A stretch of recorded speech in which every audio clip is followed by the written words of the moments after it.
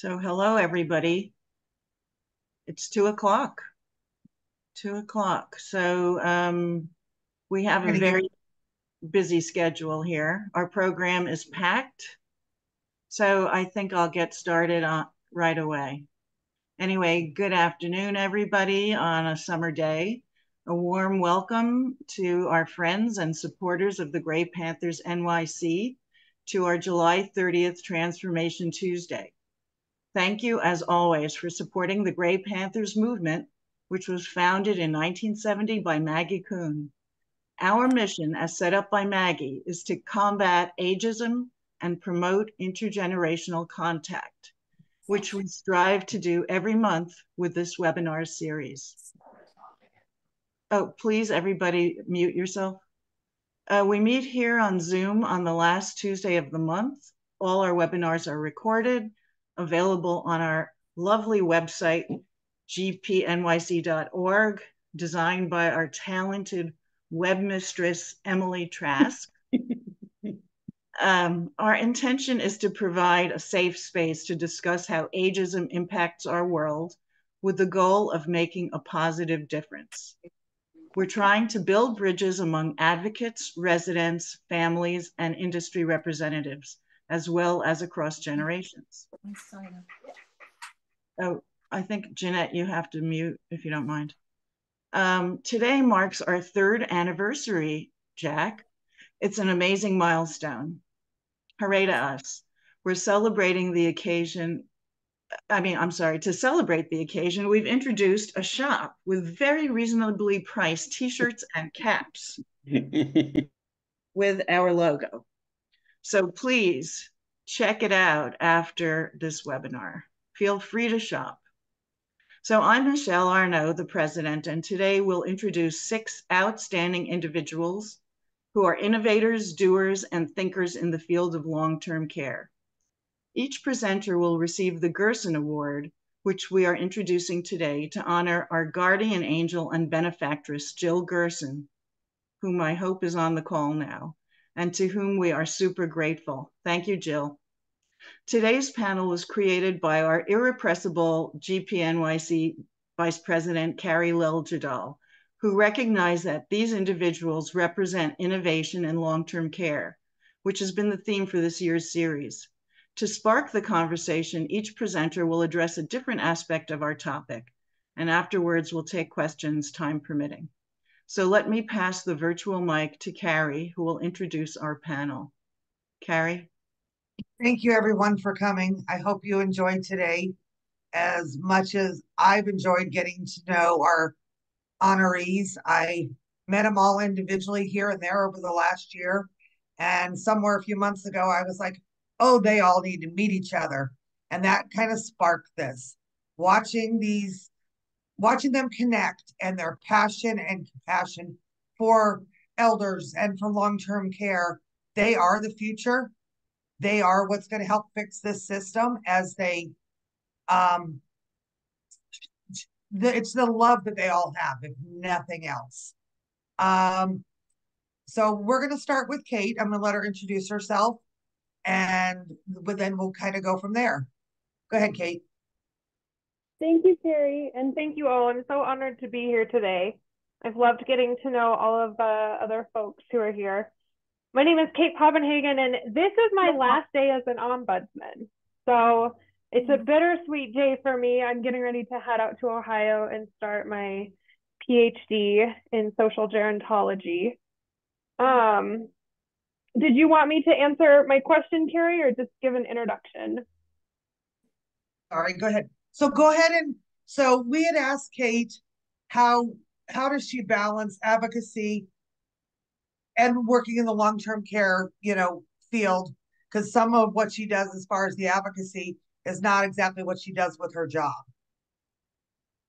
So when Carrie asked me this, I actually read the question wrong, and it was, how do you balance advocacy and life? Like, what do you do outside of work? Because as the ombudsman, it was advocacy all the time. And so I just wanted to take, a couple of minutes to talk through the importance of having a really strong work-life balance. And I think that that's something that I've really strived for. It's something that I've been hearing other leaders talk about when I visit them at care communities. But for me, I've really been enjoying a running app that kind of talks through the philosophy of running and what it's like to train as a runner and an athlete, and what it's like to set goals and milestones, but always to celebrate. And so when I think about advocacy, it relates a lot to the philosophies of running, and constantly thinking about celebrating milestones and thinking about the advocacy that you're doing today, just like, you know, the short run that I did this morning. Sure, it isn't a 5K, but all of those little milestones add up to big things. And so sometimes I don't feel like I'm being successful in the advocacy that I'm doing, but every day I make it a little bit further toward change. And so I've really liked thinking about on my runs kind of how that relates. And so it's really, really important. And I think the one thing that I would share is finding something that has absolutely nothing to do with long-term care, and pour yourself into it, you know, 100% when you're not at work. And in those moments, you can really refresh. And then when you come back, you kind of have that energy and that reinvigoration to keep going. Okay, thank you, Kate. So let's go to Jordan Evans next. And Jordan's going to talk about the intergenerational components in long-term care, why this is so important, and how do we cultivate it? How do we get more people from multiple generations to want to be involved and as passionate as they are? I thank you so much, Carrie, for having me on, and Michelle and Jack, and hello everyone. Um, as I pondered this question, I really went down a deep rabbit hole, and then I realized that what I was thinking about was really silly, because intergenerational, I think so often when we talk about intergenerational work, we get caught in this idea of olders and youngers, and we always like push ourselves to think about the oldest old and the youngest young. Um, and then we start imagining like people in their 80s, and then people that are like 6, 7, and 8. But I think that intergenerational is people who are in their 40s, and people who are in their 50s. People who have lived in different points in their lives still have different things to bring about to the space. So why is this intergenerational component important? I think that diversity in every aspect is important, because you bring about a diverse group of ideas, and we need a diverse group of ideas in order to continue to represent the people that we care for and care with, as well as to continue to have our voices relevant. Because how can you speak to a world that has a diverse group of voices when the representation of those voices is not diverse as well? So I think it's not only is it important, but it's a fact of living. You can't have everyone around you be the same age as you. It's just not even possible. If even older adults is an intergenerational group of people if they're in their 60s, 70s, and 80s. And how do we get them excited? I don't think that they're not excited. And I also think that this is like something that we fall into so often, is that we think there's not this intergenerational group of people out there, but there is. It's just we need to find them and give them a platform and allow their voices to be heard. And I think that that is really the thing that we should be doing, is giving a space and a platform for others to feel heard. Thank you, Jordan. So I should have introduced Jordan a little better. So Jordan, along with one of our board members, Meg Laporte, started a nonprofit called Arts Against Ageism. And they do a lot of different events, helping people shine and show their age and be proud of it.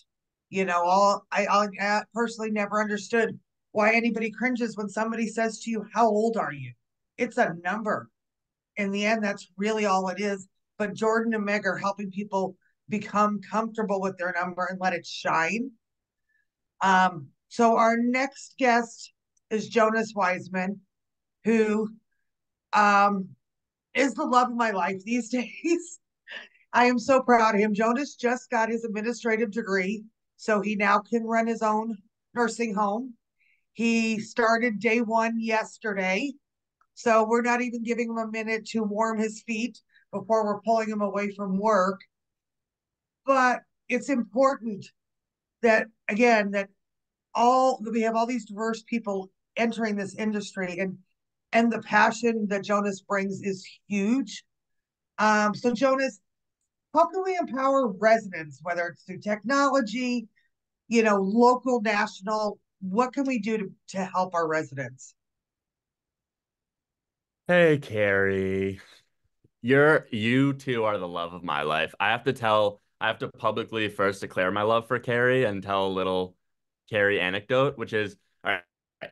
So yesterday I started my new position as an administrator of a skilled nursing facility in Beacon, New York, called the Fishkill Center.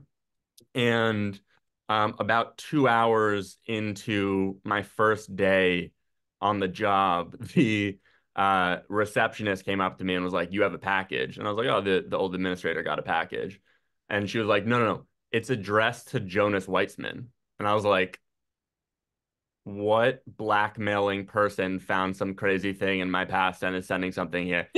And I opened the box, and it's from none other than Carrie Leljedal, who knew when and where I was going to be starting work, and sent me a bowl, not just a bowl of candy, a bowl, candy, and a motivational sign to all put in my office. So this woman is just the best connector and most considerate human being of all time.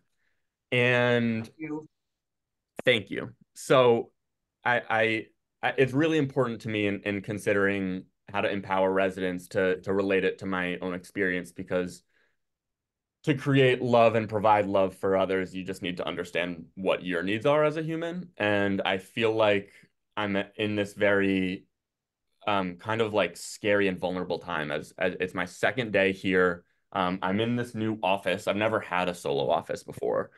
And I've noticed these needs arise in myself, and they've been um, needs of empowerment, and needs of empowerment in the form of space and operations. So it's so fun. Like, I get here, and my first reaction was like, this office couldn't be less Jonas. So I feel this need to take control of the space, and literally, like, I actually brought in my tool bag, and we're like sanding down the walls. I'm gonna repaint the walls, put up a picture of my lovely girlfriend, put up Carrie's sign, because I feel this need to like take what is my space and make it my own. And so one thing I want to bring up is empowerment of space. And I think it's really important to understand for people who don't, like, how a skilled nursing facility works as a resident. And that's my angle. I don't know the assisted living world. I don't know home care as much. I know skilled nursing. And so people come in, and you often start in one room on a short-term floor or in a short-term wing, and then you move. And a lot of the times, movement is for the best of both of the resident, of the facility, and for future residents. But then a lot of the times it's really not. It's just for making space so that you can take in more people, or it's for staff convenience. So I wanted to point everyone's attention um, to language that already exists, to regulations that already exist. We have a state operations manual that governs all the rules and regs of skilled nursing facilities. And in the state operations manual are all these tags. And basically, when a surveyor comes into a building, they can cite you on the given tag. So if you have a tag regarding lab services, that's F770, right? And you could get a citation on F770. So for F560 is about the right to refuse to transfer to another room in the facility. And this is where I'd like to see a change because we're talking about empowering residents. We're talking about Transformation Tuesday. In the language, we say that the right to refuse to transfer to another room in the facility can be if the resident, if it is solely the resident has the right to refuse to transfer to another room in the facility if it is solely for the convenience of the staff. Mm-hmm. So there are all these other conditions under which a resident cannot refuse to transfer to another room. And this is where I think that we need to make a shift in language. I think that living in a room in a skilled nursing facility is your housing. You need to have control over your space to feel a sense of groundedness, to feel a sense of home, to feel a sense of security. I think we should change that language in F560 to say, quite simply, period, a resident has the right to refuse a room transfer. Unless it is for an obvious like health requirement, some sort of quarantining, a resident should have the right to refuse to transfer, period. So that when they create and design their room in the way that they want, as long as they're in the community, they can stay in that room, period. Okay. And by the way, some big tricks might come up with that in terms of roommate pairing. And you know what I think to that? Single rooms. We shouldn't have roommate pairings unless it's wanted, right? Like if that's the obstacle, let's get rid of multi-person rooms. Okay. The other thing that I mentioned, is it okay if I keep going, Carrie? I want to get into No, you're fine. Go ahead for a minute or two. You're okay. Okay, so that's in terms of control of space, and the other thing is control of operations. A lot of the big decisions in a skilled nursing facility get made in the morning time. That's something called the morning report, the morning meeting. It's existed at every single community I've been a part of. I've been a part of multiple at this point.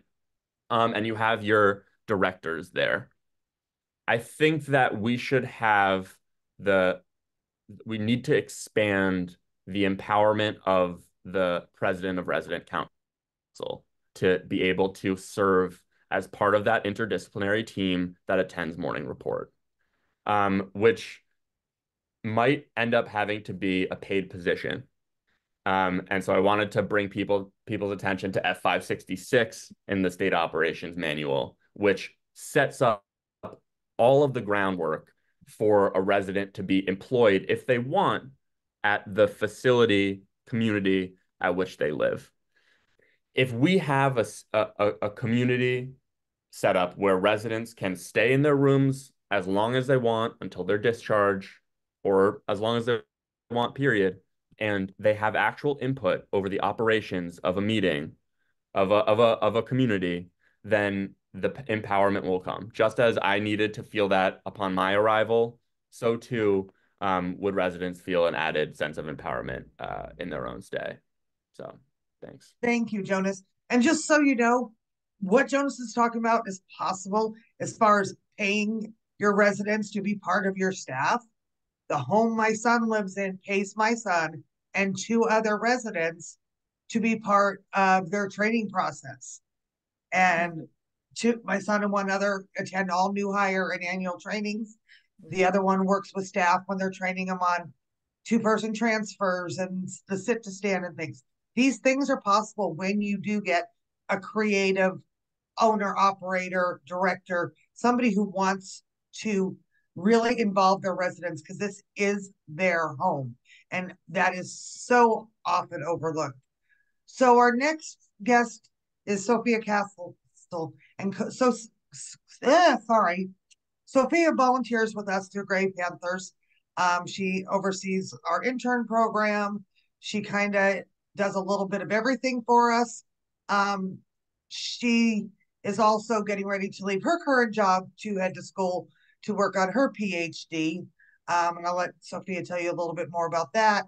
And then, Sophia, when all the different things you've done, and you've done a lot connecting with people also overseas, what is something from another country or, that you think is going on that we should bring here to the States to make skilled nursing better?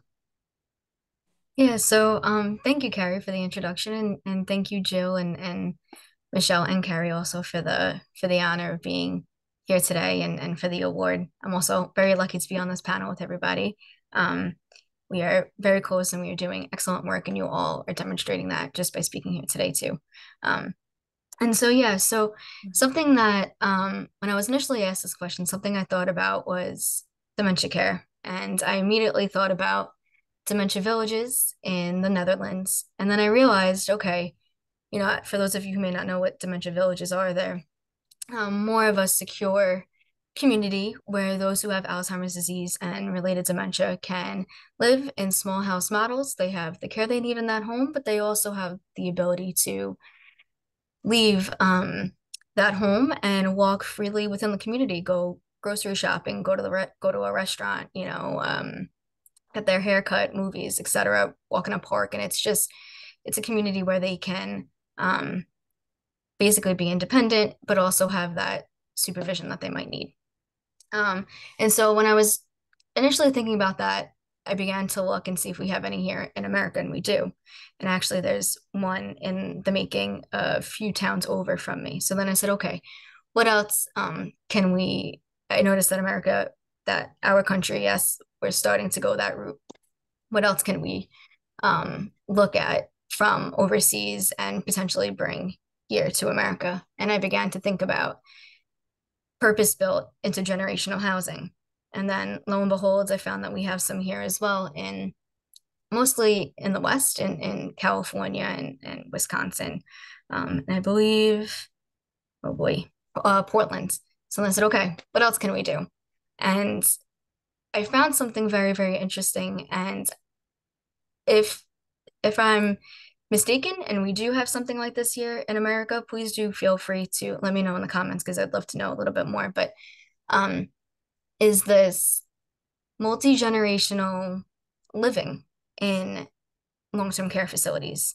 And now Humanitas in the Netherlands, and there's also another one in Finland that technically brings students into these long-term care facilities, into skilled nursing facility or into nursing homes, and a bunch of other types of long-term care facilities that they consider over there as well. And what they do is they bring students into an empty room, and at least in Humanitas case, this student can live in this room and they're a nursing student and they live in this room and they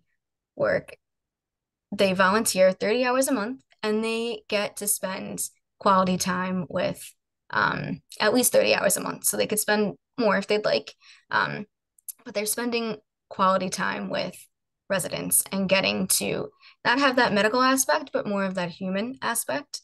And there's something similar being done in Finland as well. And so I think America, we have a long way to go, of course, in terms of bringing in those dementia villages and those purpose-built intergenerational housing. And, and you don't see those popping up as much as you do assisted livings and skilled nursing facilities and nursing homes and so on. But something I thought about is, well, maybe we can implement or start to think about how we can implement Humanitas, their approach to bringing in young adults into the field and introducing what it's like to be a resident into many of the assisted livings and skilled nursing facilities and nursing homes that we have here in America. Because, like I said, I see many of them popping up, but how can we begin to take what's being done in only a few areas in Europe and implement it here and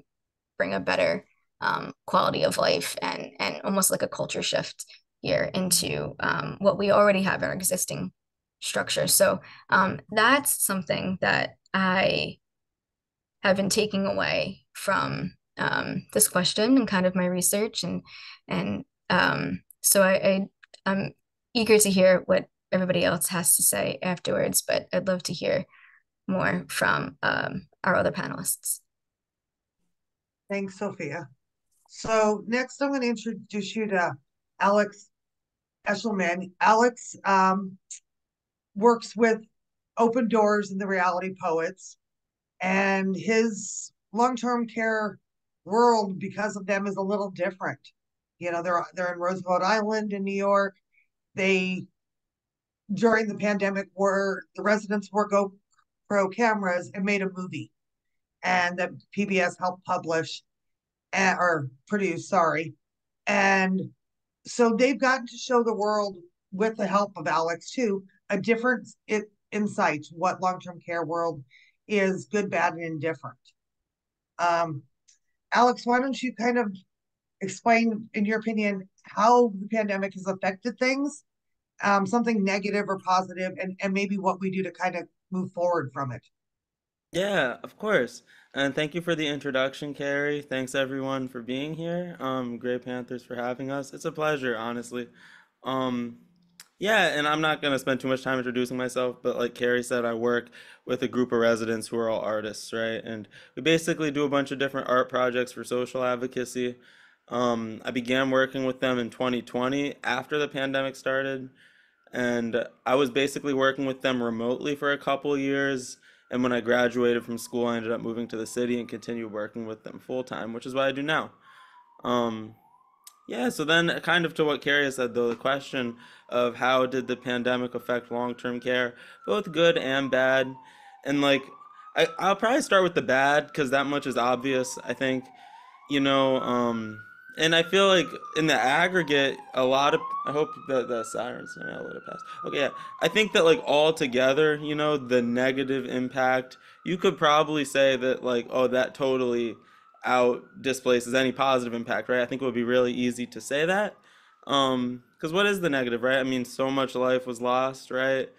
And funny enough, like I don't think Alice is on the call, but like who Isaac's colleague Alice Bonner, we were at a facility in Riverdale today, right? Different facilities like were able to field the pandemic differently. I mean, of course, in Kohler, it was like mismanaged, but like with all that being said, I mean, yeah, I think it was like a terrible situation, especially from the perspective of residents. Like it was horrifying, and not to mention like, obviously families being locked out. Um, like, I'm even thinking about my own family. I see a hand raised. I don't know if that's a question you really. So, Mary, can we get back to you in just a few minutes? Let us just get to our two Yeah, speakers. Yeah, all go good. ahead, Alex. I'll continue with that. Anyway, yeah, I think the negative is pretty clear. Like it was just a really trying situation. It's so funny. I think when we say families, we always think about like families in terms of being outsiders, but like family is one, like the residents are the families, Mhm. So like yeah, I think it was just a nightmare. It's like a once in a lifetime thing. It's obviously really horrible. So then to even kind of like, I think, get into the positive, I think you have to be willing to accept what happened, and kind of embrace the silver linings. Like if you want to like look forward, move forward, obviously you can't put it behind us. It's so funny. We started working on basically we're doing a book right now, a poetry anthology, right? And about a year ago when we started work on it and we were looking for themes on it, something that came up was like resilience and like healing stories as we emerge from the pandemic, right? And something I said to the team, I was like, oh, do we want to keep doing pandemic stuff? Like, are we ready? And like they kind of let me know pretty squarely. They're like, yo, Alex, like we can't just like no, Alex, we're not done with this. Like, it's not over. It's never going to be forgotten. You might not get that because you weren't in a facility, but it's like, that trauma is going to be lasting, right? So, and I'm just kind of saying that because I think even to get to the point of looking at, oh, what are some positives from the pandemic, right? I think you have to be willing to look for the silver lining. Um, so the biggest one that stands out to me, this much is obvious, and I'm going to get into something a little more particular, but like, it shined a spotlight on issues that were already occurring in long-term care, right? Like staffing crisis, um, the elder abuse, different sorts of problems that were things that were already happening pre-pandemic. I think that the pandemic put a spotlight on that, and like even though it's again, it's just like it's a kind of an issue, a focus area that a lot of people probably were ignoring and not looking at, whereas the pandemic at least brought it to attention. I think that that is like one angle on it. But then the biggest positive that I really see that I think is actually functional is like organizing online, right? Because like again, pre-pandemic, webinars had been happening. Like it's not like no one ever hosted a webinar before. It's not like no one ever took a video call before.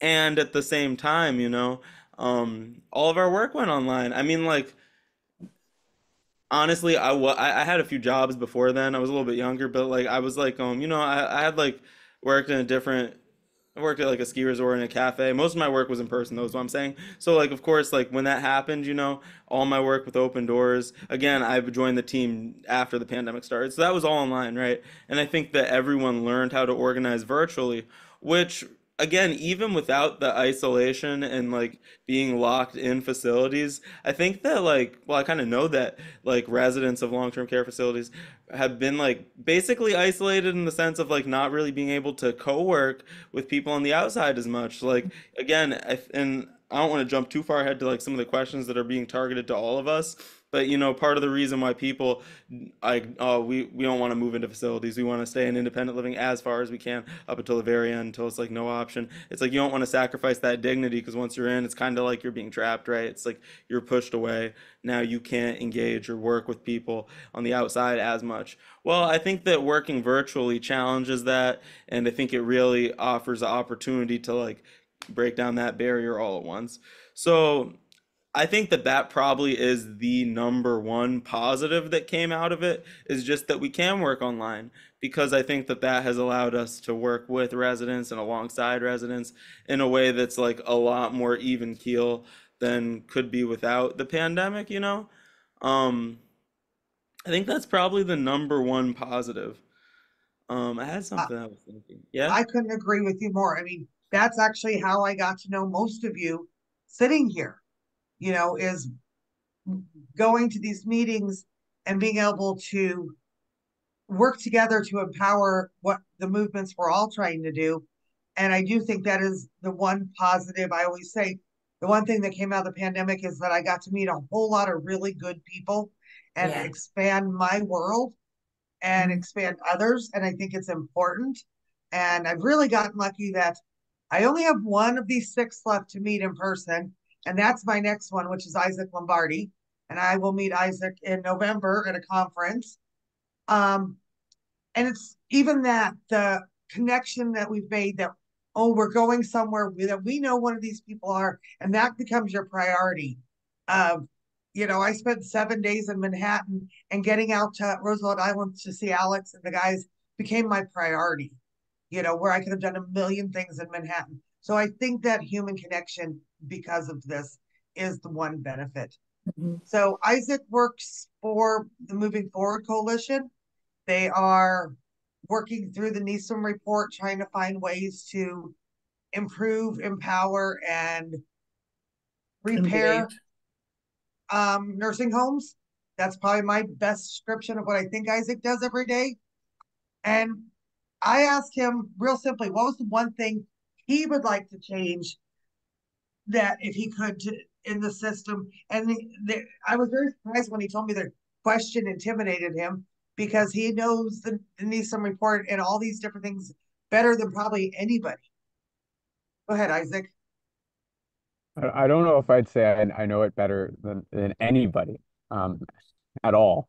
And but th Thank you, Carrie. That means a lot, and it means a lot to Now, be here look, with these folks I and all just of you, and noted get down to here, the talk mark's about these not on different here. issues. So as Carrie said, I'm Isaac. I'm the director of the Moving Forward Nursing Home Quality Coalition, and we're taking recommendations from the National Academies of Sciences, Engineering, and Medicine report on nursing home quality, and trying through coalition building and developing new collaboration across sort of what is a fairly divisive field That's sometimes, as I area. think everybody on this call knows, to build sort of collaboration and consensus to move some of those recommendations from that report forward. And I think it's an intimidating question because it's, there's a laundry list, and Jonas came up with some really great specific examples that have to do with regulation. I think, when I'm talking about the single one thing I would most want to do in long-term care, I think it it it's to me, I would feel remiss to not start with direct care staff wages and compensation, and you know talking about a living wage plus plus plus plus plus. And I think that's sort of a real pinch point for all the other dimensions of quality that we're struggling with in our field. It's the root of why we struggle to recruit new staff and retain folks that we have. It's the root of why I think there are layers of lack of respect for care work in general, and a lack of understanding of its deep value and both really amazing opportunities and challenges. And I think it's also it hinders us from leaning into more exciting innovation, because we're always feeling like we're catching up and struggling from behind. So I really would be remiss not to start there. But I think to that point, I think the deeper thing I always think about is kind of getting outside a little bit of our long-term care bubble.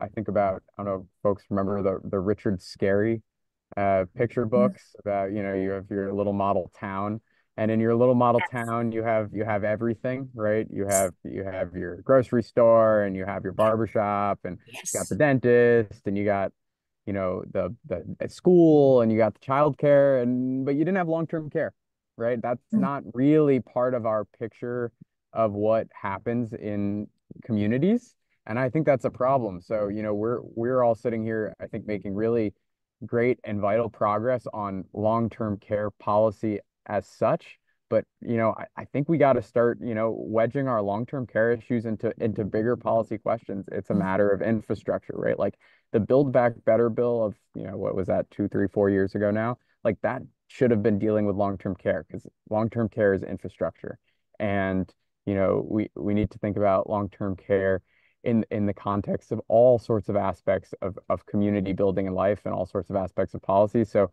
I think my bigger wish is that we start to kind of see and create conversations about long-term care and many more aspects of our life and policy making. So that's my ramble. It is really an honor to be here, and I look forward to some more conversations after this. Thank you so much, everybody. Before we open to questions, and we do still have a few more questions for our panelists, I want to introduce our guardian angel and donor, Jill Gerson, who would like to say a few words. Jill, can you unmute? Jill, are you there? I'm on Jack's phone. Can you hear me? Yes, we can. Go ahead.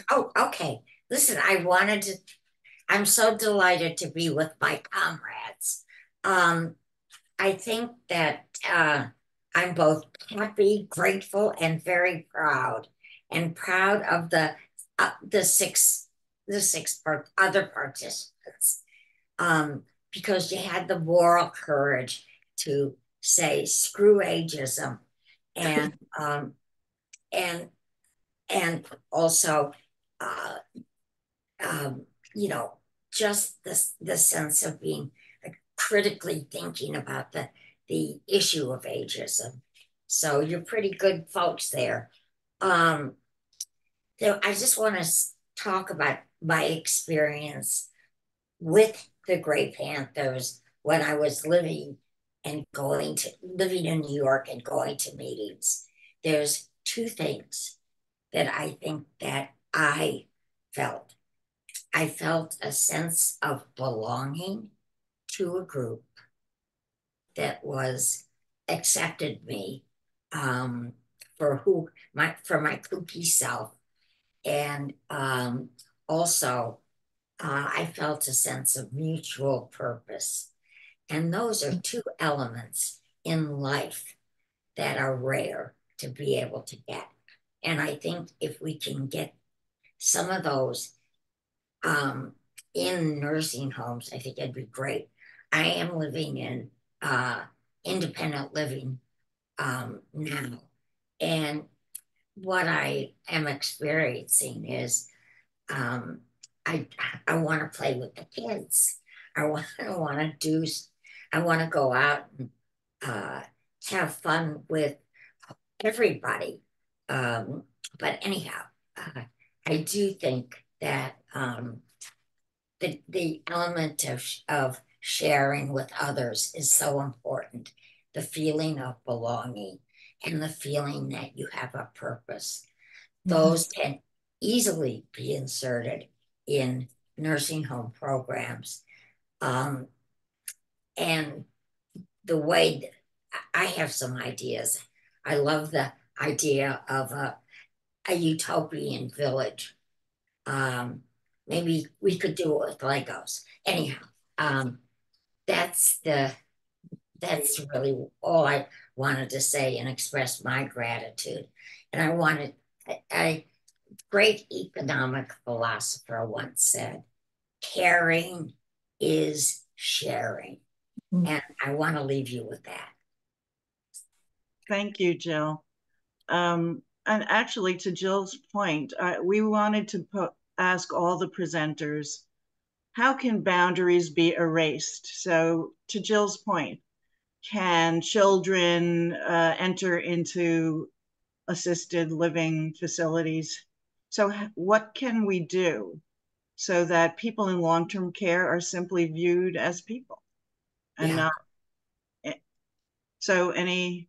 Yeah, I was living in one long-term care facility here in Ohio, and they also had a daycare center for both people in the community and the people who worked there. So there were swings, there were, there was great playgrounds, and we could go there if we wanted. And it was just such a great experience. I was so happy that I could hang out with the kids,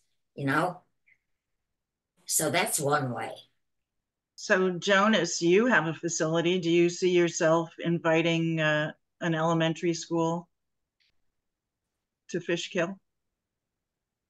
Yeah, absolutely. I don't know what the schools are here because I just moved here on the pressure is Saturday. On. But it's a massive point of emphasis, and it's something that I've been working on. There's an organization called NALTCV, National Association of Long-Term Care Volunteers. That is really, really beautiful. I happen to be on the board, but I don't really do that much because the fearless leader, Mr. Paul Falkowski, is the one who does absolutely everything. He's such an incredible guy. And what he's created is basically like a digital orientation service that makes it really, really easy for volunteers to get trained so that they can enter skilled nursing environments. There's like weird barriers to getting people into a community, like volunteers into a community. They have to do a lot of the same trainings and orientations that like full-time staff do. So it can be kind of difficult. And it's a barrier that like we need to work on getting rid of. But by creating that service, I think Paul is starting to erode that barrier a little bit. But yeah, I'm gonna get kids on here, and anyone else that wants to experience a long-term care environment. Like, I really am passionate about bringing people in and can use all the advice I can get on how to make this community thrive. A lot of that advice will come from the residents, but if you want to come in, we're in Beacon, New York. It's the Fishkill Center for Nursing and Rehabilitation, and hit me up. I'll post my number in the chat if anyone wants to shoot me a text. And I think it takes creativity to bring the community to our residents and make it to where it is part of an everyday occurrence. One of the things they do at my son's home is we have food trucks in the parking lot regularly, and we live in a village of 3,500 people, but it encourages people to come to us because, everybody loves a food truck, and then our staff and our residents get to engage with them. Alex, go ahead, because you guys do a lot to engage the community where you are. Yeah, but to be completely honest with that question, like erasing boundaries so that residents are viewed as people, like I kind of think that that starts with each of us on an individual basis in a way. And like that much is obvious, but kind of when we're talking about changing people's perceptions, right? Like I think that you kind of have to like look inward and like look at your shadow and challenge your ego. And like it's kind of interesting. For instance, this morning, like I say, we're at this facility, right? And I'm like, I was asking the person who, the vice president of I have her title here of resident engagement, right? She's giving us a tour of the facility and like telling us things, right? And I'm like, oh, so do y'all have, and like the facility's covered in art. I'm like, do you guys have like a robust art program for residents, right? And she's like, well, we used to, but what she said she noticed is that their residents are like much older and in much poor health these days, and that is because people don't want to move into facilities, right? For reasons that we all know. Again, people like don't want to, they feel like they're sacrificing their dignity and their autonomy by going into facilities, right? And like I think that like at its core, that can be kind of an, I want to say just an ego driven thing, but like, so much of I think for me at least, like, and again, we're talking across ability status and stuff, but like the concept generally of like use it or lose it, right? It's like if we're not so averse to moving into facilities ourselves, because that's the thing, we're talking all this advocacy stuff, but then like, I don't know, at the end of the day, I'm sure many people on this here call would like love to retain their autonomy as they see it, being on the outside for however long or whatever that means, right? But like so I think just like really challenging the notion in your head, it's like, oh, like what will, because again, we're a lot of times like, oh, well, we're telling people why should they care about long-term care advocacy? Well, because one day you're gonna need care, and then kind of like turning that back on yourself is like, oh, like yeah, like I will need care. Not only will I, but I probably do, right? And like, not only do I need care, but they talk about like my family being on the inside. So like, I don't know. I think with all that being said, I think like viewing people as people and like reducing that boundary, I think it just like so this whole like thing I'm kind of describing, I feel like this is a conversation to be had with like, and Carrie, I know you're like, oh, y'all engage the community a lot. Yeah, yeah, yeah, for sure. And like, as we continue to engage like young people, be it high schoolers or even like college age or whatever, I think that like being in touch with your mortality is kind of central to viewing people who need care as people instead of viewing them as like people who need care because people need care. We already need care. That's something I kind of think about is like getting the dialogue to that area. Well, and the other thing that I think of as you guys are saying this is we're all comfortable in this environment and we all know lots of people who are not. And I think it's important, just like Jonah said, come visit, come see it. I'm constantly telling people, come with me. I'll introduce you to my son. Come where he lives. This is his home, and we need to bring others into these homes, Yes. if for nothing else, just to get them comfortable and to realize that this is not the scary thing that they're visualizing because it's a lot of them are not. Go ahead, Jonas, and then Isaac. You're muted, Jonas. Yo, yo, There you go. yo.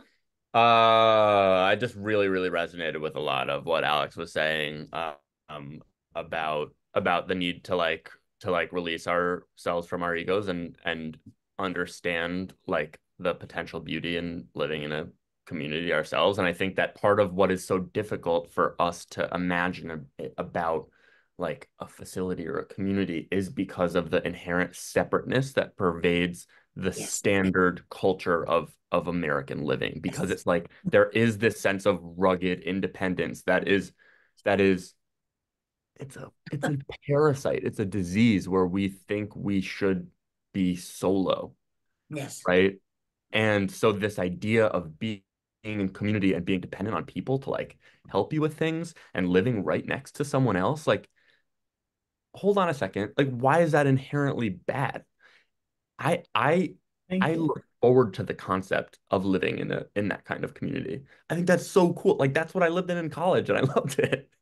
You know what I mean? Like I just like live next to all the people I loved. We shared a bathroom, like we cooked together. It was amazing. Like go to any firehouse. That's what that is like, right? Like there is inherent opportunity in the concept of co-living if we're able to ditch the cultural pervasion, the parasitic perception of reliance on self and self only. And so I just wanted to say that I really, really felt that, Alex. And then I also just wanted to really quickly point out the people should check out Debbie Toth, Choice in Aging. They have a community out in Contra Costa, California, and there's a Montessori preschool that's like built into onto the campus of an assisted living. And the kids started building walkers out of blocks, just out of like inherent curiosity of like, what is this and what are these things? And so I think she's someone that's doing that really, really well, and they're doing it well, and people should check. Go ahead, Isaac. I also resonate with a lot of this stuff, and just also wanted to add that I think part of the sort of the flip side of this coin is that I think we also, could stand to have a little more irreverence, I should say, in our discussions about long-term care. I think, we have socially, we have a tendency to kind of, put your tuxedo on as soon as you get really formal, as soon as you're talking about long-term care. And I think that makes it a really intimidating, negative space. The way a lot of parents walk their kids into a nursing home for the first time is the same way they walk them into the funeral home for the first time, right? And that just can't be. And so I think one of the things I've loved about connecting with this group and a lot of folks on this call is the ability to bring in humor, respectful humor, but humor and levity and a little less seriousness to this stuff, because I think it's really desperately needed. Go ahead, Jill, and then Jordan, I want to hear from you after that. Let me see. I can't remember what I was going to say, but I mean, oh yeah, the institutions in our society which do bring people together, libraries, laundromats, bars. I think if there's a way to begin to incorporate some of those within the long-term care facilities, what would happen if residents could do their laundry themselves? And they just, hanging around a laundromat, you meet some great people. But where there's opportunities to socialize, I think that would help a lot. I've got a million ideas, but that's enough for now. Go ahead, Jordan. Thank you. The question was, how do we bring more intergenerational programming stuff into long-term care, or any community living that's for seniors specifically. And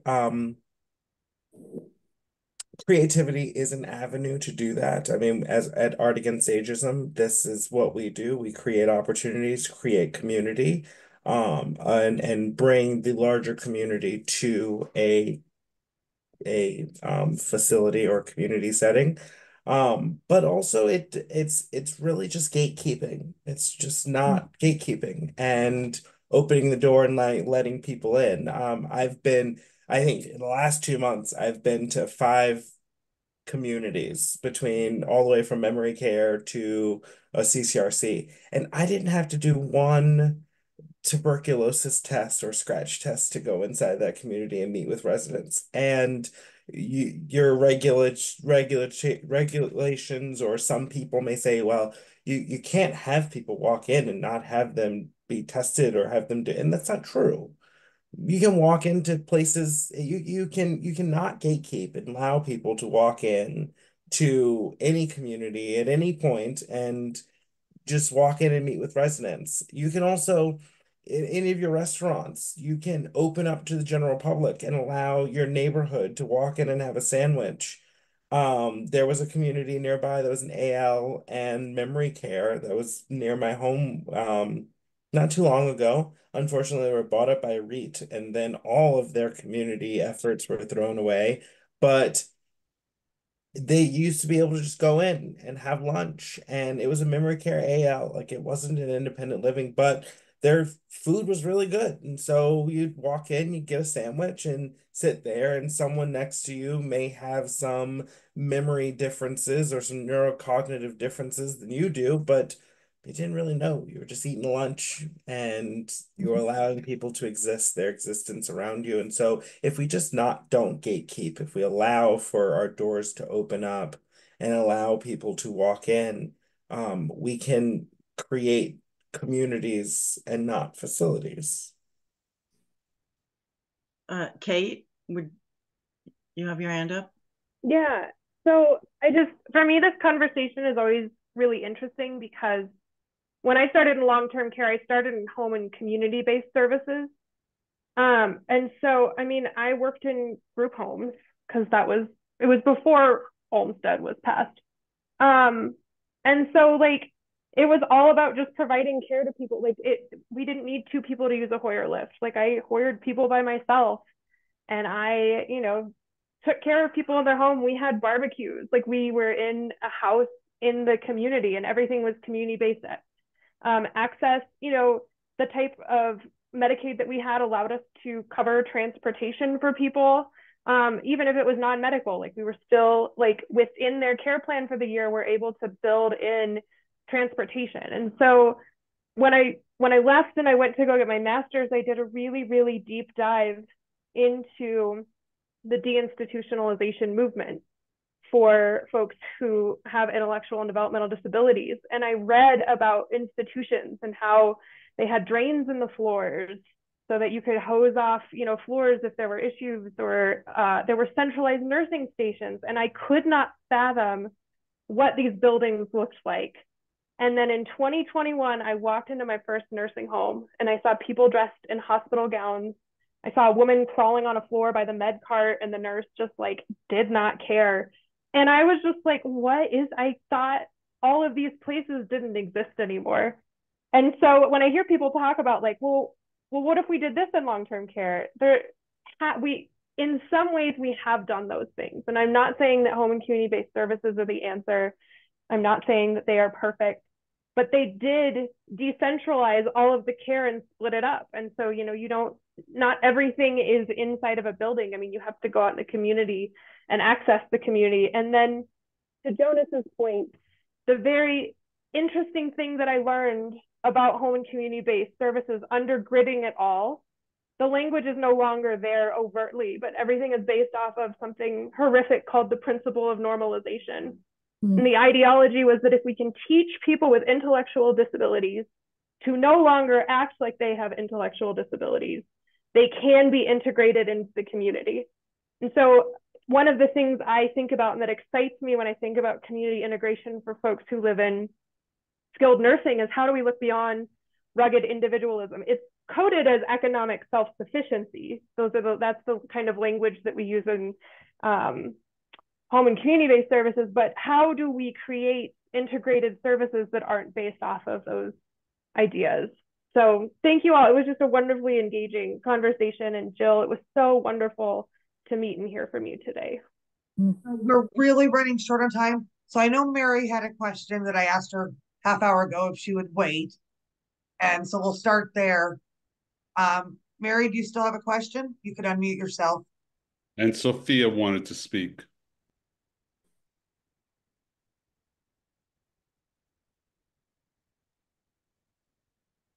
Well, also Nancy Stevens has a couple of questions. I'll read what she wrote. There are more and more people going into long-term care with debilitating conditions, including autoimmune disease. How can we make nursing home more welcoming to this population? Anybody? I think we need to make the nursing homes more welcoming to all populations. One of the things that was brought up out of the NICE report is that people under 65 are the fastest growing demographic of who is moving into care facilities, and we are missing that. And obviously they don't have the same interests as our elders. So all of these things together, we need to find ways to engage everybody and bring them the engagement they need. And we need to make sure their voices are heard. During the pandemic, one of the worst things that came out during the pandemic is that residents did not get to vote.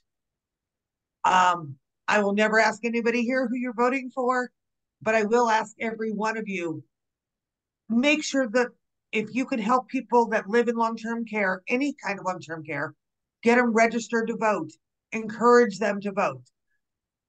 Don't tell them who to vote for, but encourage them to get out and do that.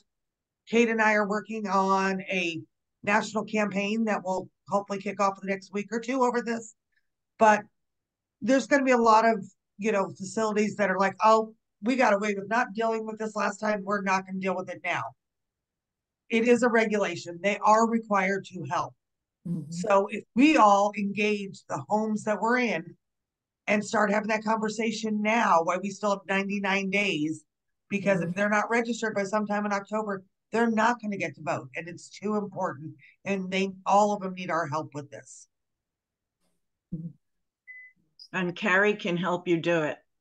So yes, I will happily help anybody. I want to see that, that's the biggest thing. We need to restore all the rights to people that live in long-term care.